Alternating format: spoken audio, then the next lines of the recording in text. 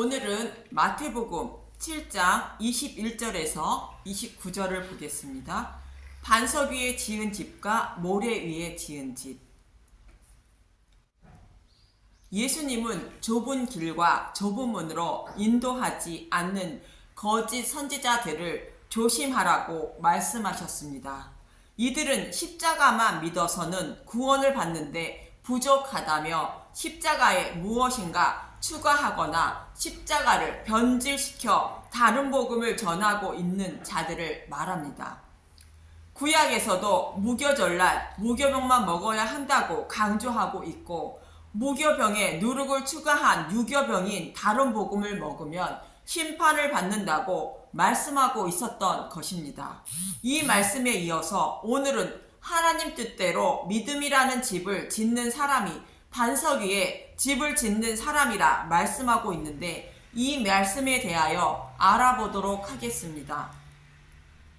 본문 21절을 보겠습니다. 마태복음 7장 21절. 나더러 주여 주여 하는 자마다 천국에 들어갈 것이 아니요 다만 하늘에 계신 내 아버지의 뜻대로 행하는 자라야 들어가리라. 예수님의 이름을 부른다고 해서 다 천국에 들어가는 것이 아니라는 것입니다. 교회를 다니며 예수님을 믿는다고 말하여도 다 구원받지 못한다는 것입니다. 오직 하늘에 계신 아버지의 뜻대로 행하는 자라야 천국에 들어간다는 것으로, 아버지의 뜻대로 행하는 자가 믿음에 이르게 되어 구원을 받게 된다는 것입니다. 그럼 아버지의 뜻대로 행하는 것은 무엇인가 보겠습니다. 요한복음 6장 38절에서 40절에는 아버지의 뜻대로 행하는 자가 어떤 자인지 잘 설명해 주고 있습니다. 이 말씀을 이해하기 위하여 6장 전체의 내용을 살펴보면 이 말씀을 쉽게 이해하실 것입니다. 예수님은 유월절이 가까이 오자 보리떡 5개와 물고기 2마리로 장정만 5,000명을 먹이시는 오병이어 기적을 행하십니다. 이때가 유월절이 가까웠다고 말합니다.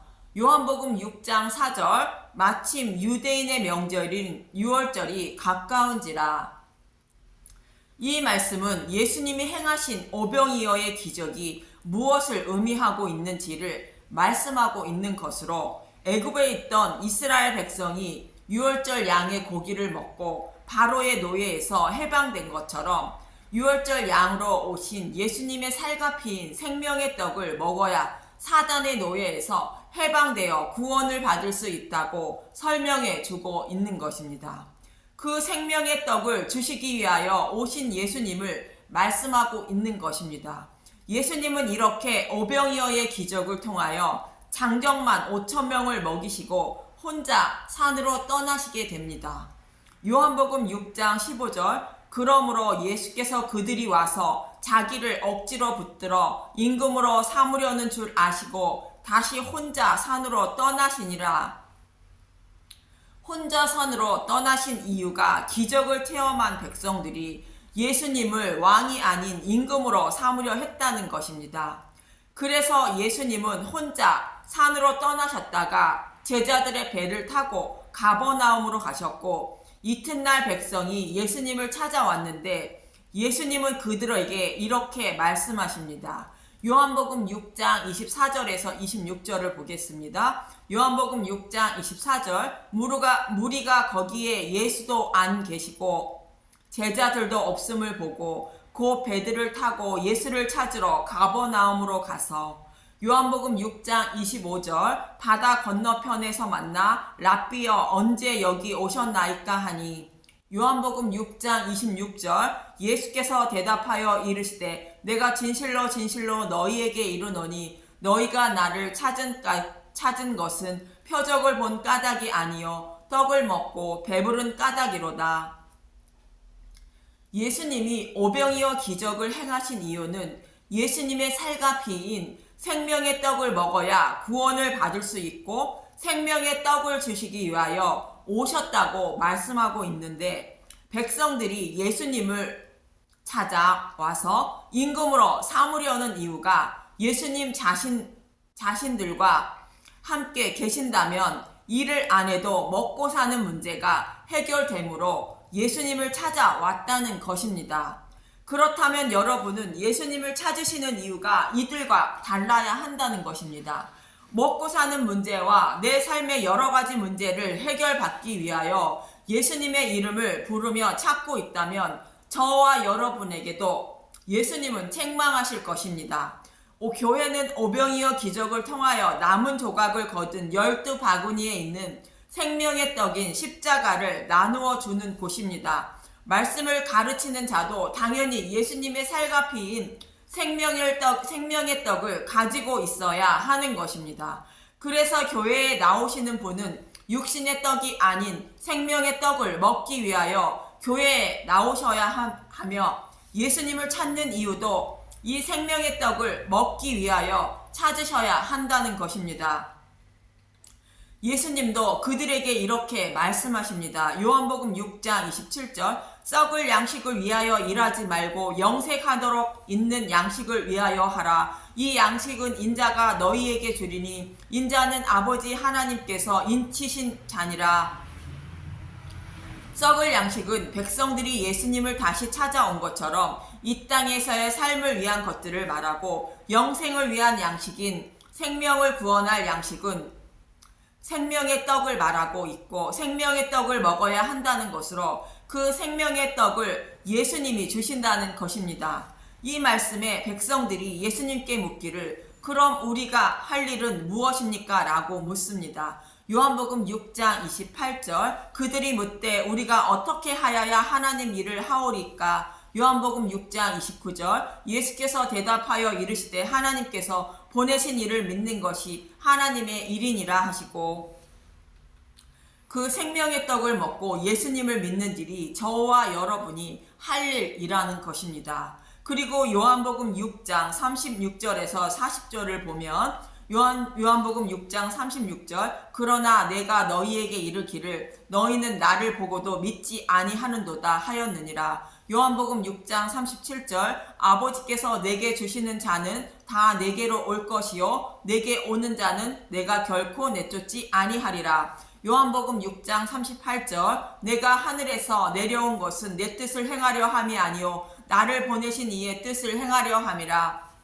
요한복음 6장 39절 나를 보내신 이의 뜻은 내게 주신 자 중에 내가 하나도 잃어버리지 아니하고 마지막 날에 다시 살리는 이것이니라. 육적인 떡을 주시는 예수님의 모습을 보고 다시 찾아온 무리에게 너희는 나를 보고도 믿지 않는다고 말씀하십니다. 이들은 하나님의 백성이 아니라는 것이며 하나님 백성은 육적인 떡이 아닌 생명의 떡을 먹기 위하여 예수님께로 나오게 되고 그들을 하나도 잃어버리지 않으신다는 것입니다. 여러분은 무엇을 먹기 위하여 예수님의 이름을 부르고 있고 교회에 나오시는지 다시 한번 생각해 보셔야 합니다. 요한복음 6장 40절 내 아버지의 뜻은 아들을 보고 믿는 자마다 영생을 얻는 이것이니 마지막 날에 내가 이를 다시 살리리라 하시니라. 아버지의 뜻은 예수님을 보고 믿는 자들을 살리는 것이 아버지의 뜻이라는 것입니다. 예수님을 믿는 자들은 생명의 떡을 먹기 위하여 예수님을 찾는 자들이며 그들은 아버지께서 보내주신 자들로 그들만 믿음에 이르게 된다는 것입니다. 그래서 본문 21절에 아버지의 뜻대로 행하는 자는 예수님을 믿는 자를 말하는 것입니다. 그럼 예수님을 믿기 위해서는 어떻게 해야 하는 것일까? 요한복음 6장 53절에서 56절을 보겠습니다. 요한복음 6장 53절 예수께서 이르시되 내가 진실로 진실로 너희에게 이르노니 인자의 살을 먹지 아니하고 인자의 피를 마시지 아니하면 너희 속에 생명이 없느니라. 요한복음 6장 54절 내 살을 먹고 내 피를 마시는 자는 영생을 가졌고 마지막 날에 내가 그를 다시 살리리니. 요한복음 6장 55절 내 살은 참된 양식이요 내 피는 참된 음료로다. 요한복음 6장 56절 내 살을 먹고 내 피를 마시는 자는 내 안에 거하고 나도 그의 안에 거하나니. 예수님의 살과 피는 생명의 떡인 복음의 말씀으로 저와 여러분이 가지고 있는 성경의 말씀이 예수님의 살이며 그 성경의 말씀 속에 생명처럼 흐르고 있는 약속인 메시아 언약이 있고 그 약속의 말씀대로 예수님이 오시고 대속 제물로 죽으셨다는 것이 예수님의 피인 것입니다.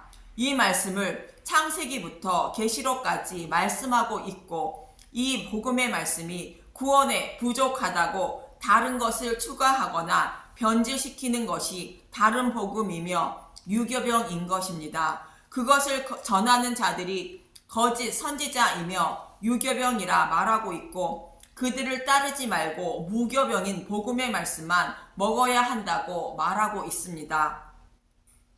예수님의 살과 피인 복음의 말씀만 곧 생명의 떡만 먹어야 믿음에 이르게 되고 영생을 얻게 되어 구원을 받는다는 것입니다. 예수님의 살과 피인 복음의 말씀을 먹으면 예수님이라는 참포도 나무에 가지로 붙어 있는 것과 같이 하나님이 믿음의 열매를 맺게 하신다는 것입니다. 그래서 예수님은 유월절이 가까울 때에 오병이어 기적을 통하여 사단의 노예에서 해방시켜줄 생명의 떡을 주시기 위하여 예수님이 오셨음을 말씀하고 있는 것입니다. 그러나 예수님의 살과 피인 생명의 떡을 먹지 않고 세상의 떡을 먹기 위하여 예수님의 이름을 부르거나 세상의 떡을 위하여 하나님 나라를 위한 일을 열심히 했을지라도 구원을 받지 못한다는 것입니다.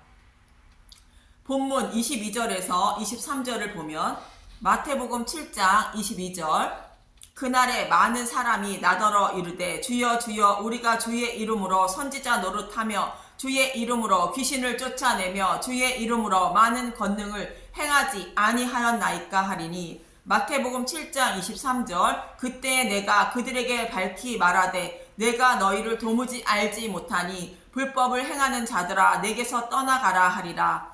아무리 전도를 많이 하고 선교 봉사 구제를 많이 하고 100개 1000개의 교회를 세워도 자신의 의를 위하거나 세상의 떡을 목적으로 이 일을 했다면 아무 소용이 없다는 것입니다. 이들은 아버지의 뜻을 알지 못하고 행하는 자들로 불법으로 구원을 받으려는 자들이라는 것으로 구원을 받지 못한다는 것입니다. 이 말씀처럼 레위기 23장 10절에서 13절에도 누가 생명의 떡을 먹고 구원을 받게 되는지 자세히 설명하고 있습니다.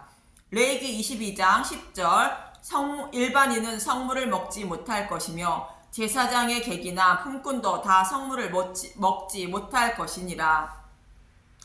성물은 제물로 드린 고기인 제사장의 분깃이로 예수님의 살과 피인 생명의 떡을 곧 복음의 말씀을 상징합니다. 제사장은 예수님을 상징하고 있고 일반인은 예수님을 믿지 않는 자들을 말하며 이들은 성물인 생명의 떡을 먹지 못한다는 것이며 제사장의 객은 잔치집에서 대접하는 음식을 먹기 위하여 모인 사람들을 말하는 것으로 오병이어 기적을 맛보고 예수님을 다시 찾아온 사람들처럼 자신의 병고침을 받으려는 목적이나 소원 성취를 목적으로 예수님의 이름을 부르거나 여러 가지 문제 해결을 받으려는 목적으로 주여 주여 하며 교회에 나오는 자들을 말합니다. 제사장의 품꾼들은 예수님의 일을 하는 자들로 선교사님이나 목사님이나 그리고 장로님들을 말하는데 자신의 품을 팔아서 먹고 살려는 목적과 명예를 얻으려는 목적으로 예수님의 일을 하는 자들을 말합니다. 이런 사람들이 불법을 행하는 자들이며 성물을 먹지 못한다는 것으로 예수님의 살과 피인 생명의 떡을 먹지 못한다는 것이며 구원을 받지 못한다는 것입니다. 그럼 어떤 사람이 생명의 떡을 먹고 구원을 받을 수 있는 것일까? 레위기 22장 11절 그러나 제사장이 그의 돈으로 어떤 사람을 샀으면 그는 그것을 먹을 것이며 그의 집에서 출상한 자도 그렇게 하여 그들이 제사장의 음식을 먹을 것이며 돈으로 산 사람인 예수님의 피로 값을 주고 산 사람은 먹을 수 있다는 뜻이며 그 집에서 출생한 자인 택함을 받은 사람만 먹을 수 있다는 것으로 그들만 생명의 떡을 먹고 구원을 받을 수 있다는 것입니다. 이 사람들이 아버지께서 예수님께 보내주신 자들인 것입니다. 레위기 22장 12절 제사장의 딸이 일반인에게 출가하였으면 거제의 성물을 먹지 못하되 레위기 22장 13절 만일 그가 과부가 되든지 이혼을 당하든지 자식이 없이 그의 친정에 돌아와서 젊었을 때와 같으면 그는 그의 아버지 몫의 음식을 먹을 것이나 일반인은 먹지 못할 것이니라. 거제의 성물인 예수님이 십자가에서 높이 달려 죽으신 모습을 상징하는 것으로 생명의 떡을 말합니다. 제사장의 딸은 택함을 받은 하나님의 백성으로 아담과 하와의 죄로 인하여 곧 자신의 죄로 인하여 사단에게 팔려간 저와 여러분이 제사장의 딸인 것입니다. 그런데 율법을 지키지 못하여 이혼당하든지 율법이라는 남편이 죽어 과부가 되든지 하여 친정집으로 돌아오면 성물을 먹을 수 있다는 것입니다. 즉 제사장의 딸인 저와 여러분이 회개하고 예수님께로 돌아오면 생명의 떡을 먹고 구원을 받을 수 있다는 것입니다. 예수님이 말씀하신 것처럼 썩어질 양식인 나의 삶을 위하여 예수님의 이름을 부르지 말고 영생하도록 하는 양식을 얻기 위하여 예수님의 이름을 부르면 구원을 받을 수 있다는 것입니다. 이처럼 아버지의 뜻은 그가 보내주신 예수님을 믿는 것으로 예수님의 살과 피인 생명의 떡을 먹어야 믿음에 이르게 되는 것이며 세상 것을 얻기 위하여 예수님의 이름을 부르지 말고 하늘의 양식인 생명의 떡을 먹을 목적으로 예수님의 이름을 불러야 한다는 것입니다. 그렇다면 저와 여러분은 어떻게 믿음이라는 집을 지어야 할지 알게 될 것입니다.